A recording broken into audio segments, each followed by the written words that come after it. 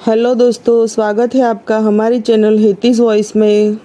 ये कहानी एक सास और उनकी बहू के बारे में है, जो एक भावनात्मक और दिल छू लेने वाली कहानी है।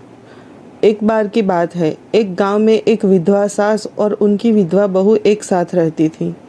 सास का नाम था सुषमा जी और उनकी बहू का नाम था जया। सुषमा बहुत ही समझदार, स्नेहपूर्ण थी और अपने अच्छे स्वभाव और अच्छी भावना से सभी के दिलों में एक जगह बना चुकी थी। वह अपनी बहू को अपनी बेटी की तरह प्यार करती थी। सुषमा जी के पति की मृत्यु तो उनका बेटा शिव जब छोटा था तभी हो चुकी थी। बहुत ही परिश्रम करके सुषमा जी ने अपने बेटे शिव को इंजीनियर बनाया। वो लोगों के घर के काम करती और आधी आधी रात तक जागकर सिलाई बुनाई करती। कभी कभी तो खाने को भी नहीं होता और वो सारा कमाया हुआ पैसा बेटे की पढ़ाई में लगाती। खुद भूखी रही पर बेटे को पढ़ाया। इंजीनियर बनने के बाद बेटा बेंगलोर में जॉब करता था और वहाँ वो एक लड़की से मिला जो उनके ऑफिस में काम कर रहे पियून की बेटी थी, जो रोज़ अपने पिता को टिफ़िन देने आती। तो कई बार शिव उसे देखता था। फिर धीरे धीरे बातचीत हुई। हालांकि जया पढ़ी लिखी नहीं थी ज़्यादा, पर बहुत ही सुशील और संस्कारी थी। दिखने में तो इतनी सुंदर थी। तो शिव ने अपनी माँ को जया की फ़ोटो दिखाई और कहा, माँ, मैं इस लड़की से शादी करना चाहता हूँ। सुषमा जी ने भी तुरंत हाँ कर दी। और फिर क्या, छठ मंगनी और पट ब्याह। और फिर सुषमा जी भी बहू बेटे के साथ बेंगलोर शिफ्ट हो गई। जया एक संयमित और समर्पित बहू थी, जो समाज की सभी उम्र के लोगों के साथ अच्छे से घुल जाती थी। वो सुषमा जी का भी आदर और सम्मान करती थी। वह सास के लिए एक सहायक बनने के लिए हमेशा तैयार रहती थी। तीनों हंसी खुशी से रहते थे। सास के साथ भी जया की अच्छी बनती थी। शादी के 1 साल बाद ही जया प्रेग्नेंट हुई और उसे बेटा हुआ। एक दिन छुट्टी का दिन था तो जया और शिव दोनों घूमने गए थे। तो रास्ते में उनका एक्सीडेंट हुआ, जिसमें दोनों को काफ़ी चोट लगी। जया तो ठीक हो गई, पर शिव नहीं बच पाया। शिव के जाने के बाद जया और सुषमा जी बिल्कुल अकेले हो गए। सुषमा जी ने फिर से वही सब देखा कि कैसे उन्होंने अपने शिव को बगैर बाप के बड़ा किया था। वही परिस्थिति जया के सामने भी आई। सुषमा जी ने कई बार जया से कहा, तुम अपना दूसरा घर बसा लो बेटी, पर जया नहीं मानी।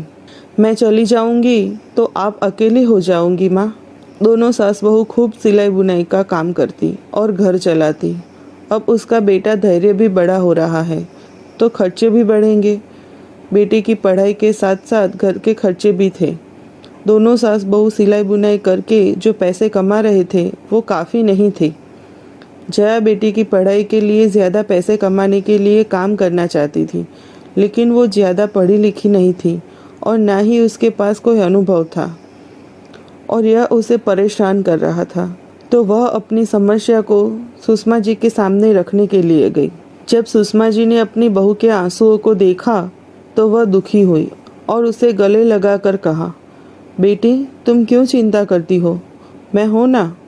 वह अपनी बहू के मन की बातों को समझने की कोशिश कर रही थी। सुषमा जी ने जया से कहा, बेटा, तुम मेरी बेटी हो और मैं तुम्हारी माँ की तरह हूँ। मुझे तुम्हारी चिंता है और मैं तुम्हें समर्थन देना चाहती हूँ। यदि तुम मुझसे कुछ मांगो तो मैं तुम्हारी मदद करने के लिए यहाँ हूँ। यह सुनकर जया को बहुत राहत मिली और उसने अपनी समस्या को और ज़रूरत को सुषमा जी के साथ बांट दिया।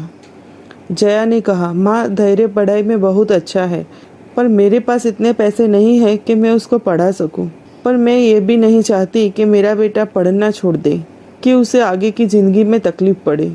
मैं उसे बहुत पढ़ाना चाहती हूँ माँ। उसके लिए मुझे पैसे कमाने होंगे, पर मुझे समझ नहीं आ रहा कि मैं कैसे करूँ। सुषमा जी ने उसे समझाया, बेटा, हुनर तो तेरे अंदर ही है ना। तुम्हें याद है ना मेरा बेटा कैसे तुम्हारे बनाई इडली सांभर का दीवाना था। क्या कहता था वो, जया के जैसा सांभर तो 5 स्टार होटल में भी नहीं मिल सकता। और बेटा, तुम कितना अच्छा खाना बनाती हो, तुम एक इडली सांभर का ठेला क्यों नहीं खोल देती। जया बोली, मैं और खाने का ठेला लगाऊं माँ, पर पूरा दिन काम और फिर धैर्य को संभालना। सुषमा जी ने कहा, तू क्यों चिंता करती है, मैं घर भी संभाल लूंगी और धैर्य को भी। और उसे स्कूल भेजने के बाद मैं तुम्हारे पास आ जाऊंगी। हम दोनों मिलकर काम करेंगे बेटी। धीरे धीरे जया को अपनी क्षमताओं का आभास हुआ और वह एक खाने पीने का ठेला लगाने के लिए काम करने लगी और एक ठेला किराए पर लिया और घर के सामान से ही काम चालू किया। थोड़े ही दिन में इतनी फेमस हो गई कि उसके यहाँ इडली डोसा खाने वालों की लाइन लगने लगी। फिर जया ने एक दुकान किराए पर ली और उसका नाम रखा सास बहू की इडली सांभर। अब तो वह नाम से ही फेमस थे। लोगों की इतनी भीड़ रहती, लोग जया के सांभर की तारीफ करते नहीं थकते थे। हर किसी के मुंह से एक ही बात आती, ऐसा सांभर तो कहीं बड़ी से बड़ी होटल में भी नहीं मिलता। सुषमा जी ने कहा, मैं ना कहती थी तेरे हाथ में जादू है, तू कर लेगी। जया बहुत खुश हुई। उसे सबके मुंह से तारीफ सुनकर शिव की याद आती। वो भी हमेशा यही कहता, ऐसा सांभर तो 5 स्टार होटल में भी नहीं मिल सकता जैसा मेरी जया बनाती है। पर तब जया को मजाक लगता था कि शिव उसे खुश करने के लिए कहता है। पर अब जया को अपने आप पर भरोसा हो गया था कि वो भी अपने पैरों पर खड़ी रह सकती है। अब उसे पैसे कमाने की चिंता नहीं थी, अब उसका अपना काम था। जया सोच रही थी वह कितनी भाग्यशाली थी कि उसकी सास ने उसके प्रयासों को सराहा और उसे अपनी सफलता के लिए बधाई दी।